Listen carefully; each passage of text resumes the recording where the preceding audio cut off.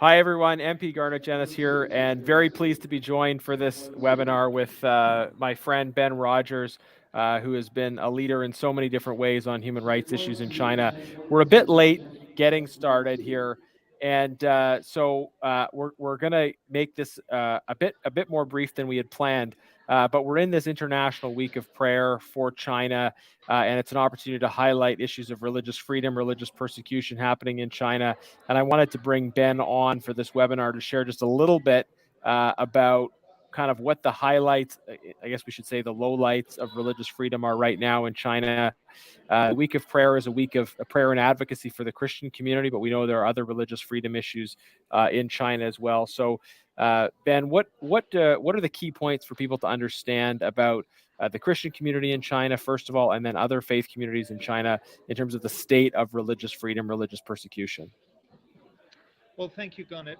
Firstly, it's great to be with you.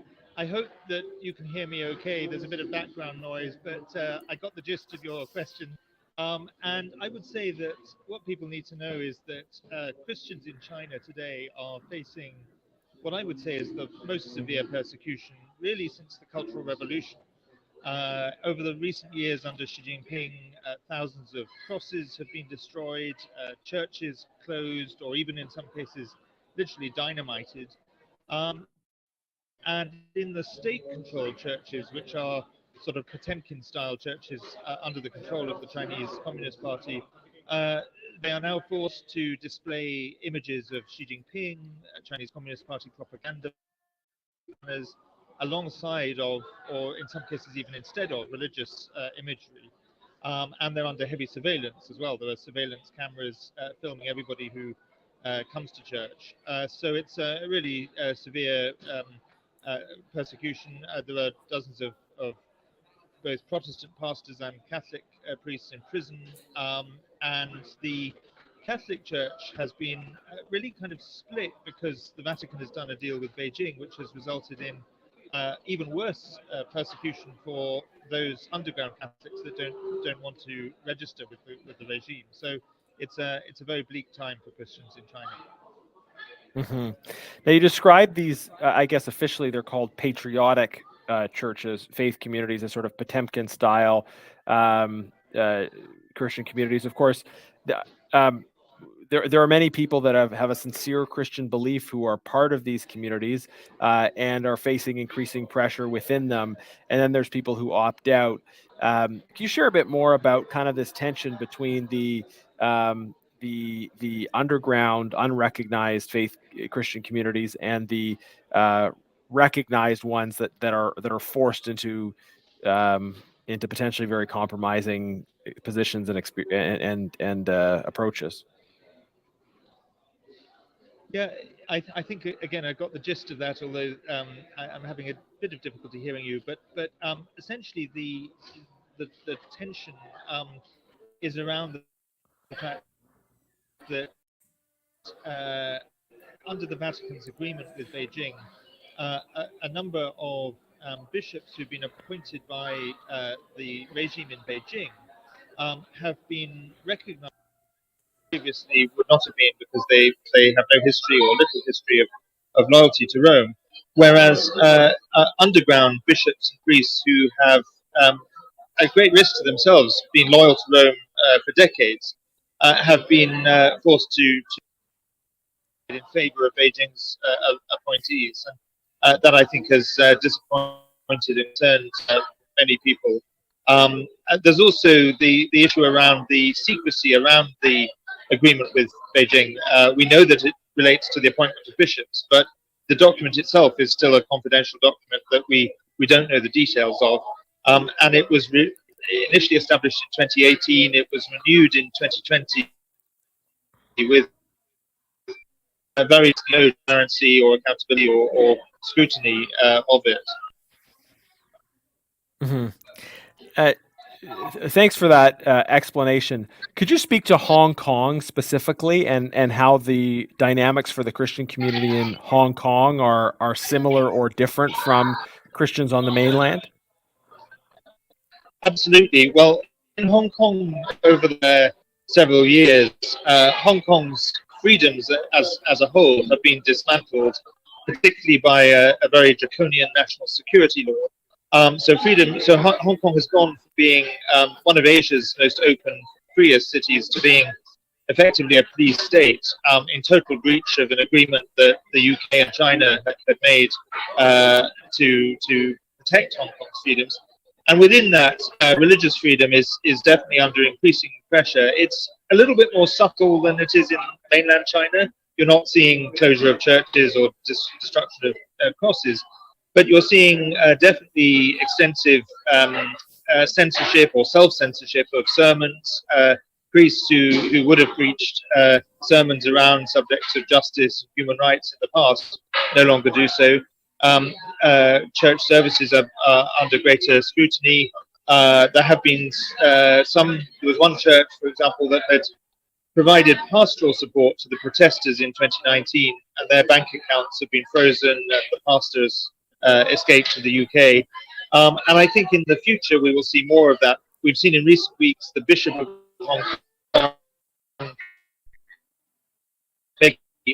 worrying about the loyal to China, and I think we will see a sort of creeping sinicization of Hong Kong's religion and religious freedom, and that will mean maybe freedom of worship will remain intact, but religious freedom as a whole, in terms of the ability of people of faith to speak out on issues, is already being dismantled. Mm-hmm.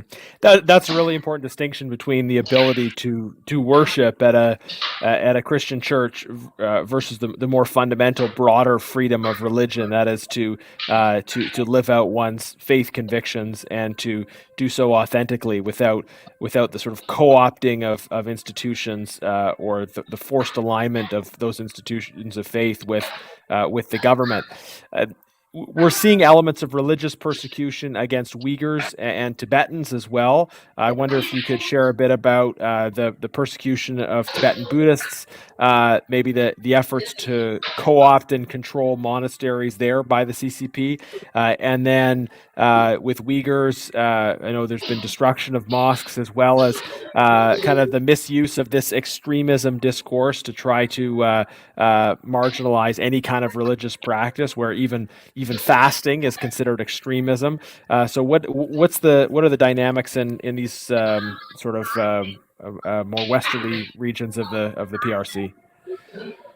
Yes, well, starting with Tibet, I mean, of course, Tibet is has been, in a sense, the laboratory for the Chinese Communist Party's repression, because it's been enduring severe repression for more than 70 years since it was invaded.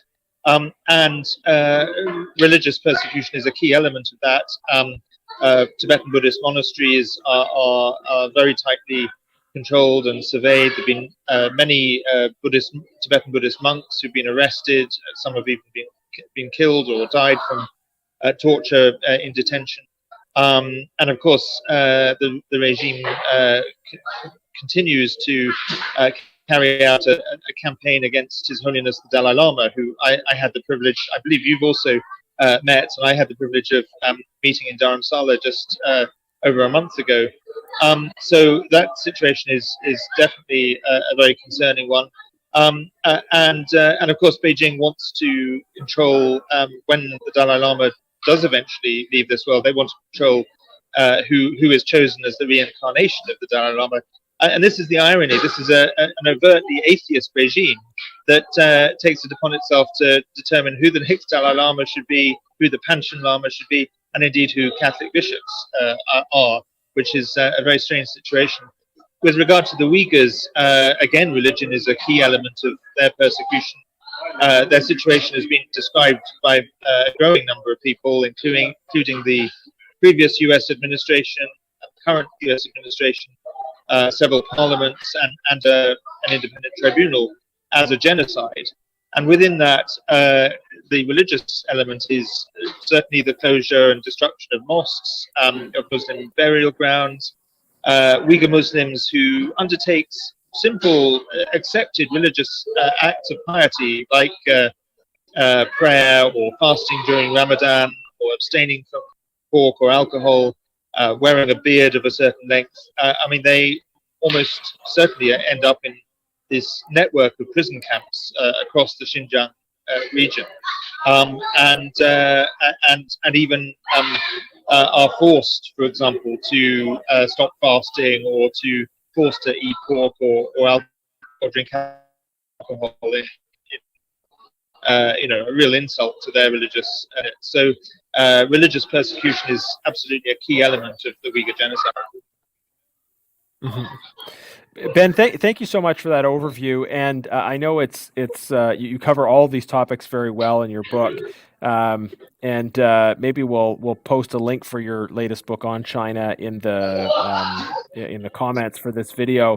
Just as a final question before we wrap up today, what can people do to support those who are struggling as a result of religious or other forms of persecution inside of China? What can our response be as citizens of other countries to these events?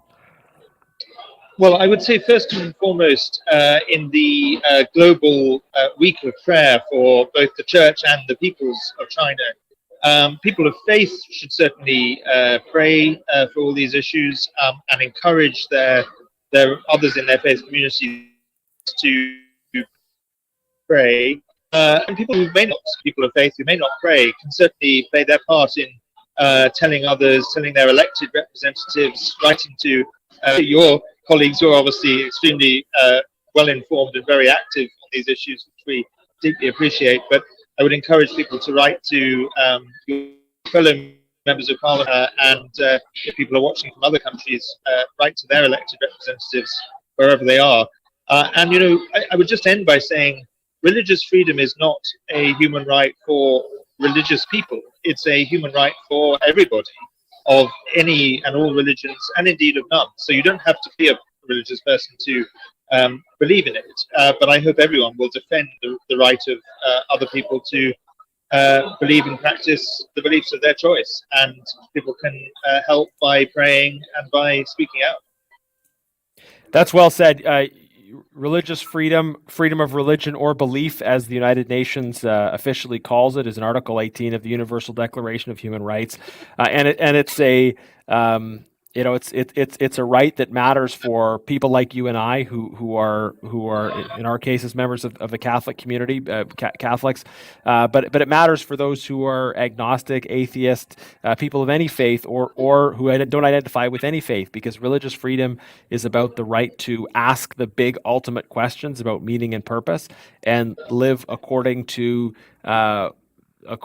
one's own conscience in the context of that thoughtful consideration of what we are as beings, what our ultimate purpose is, and how we should respond to that.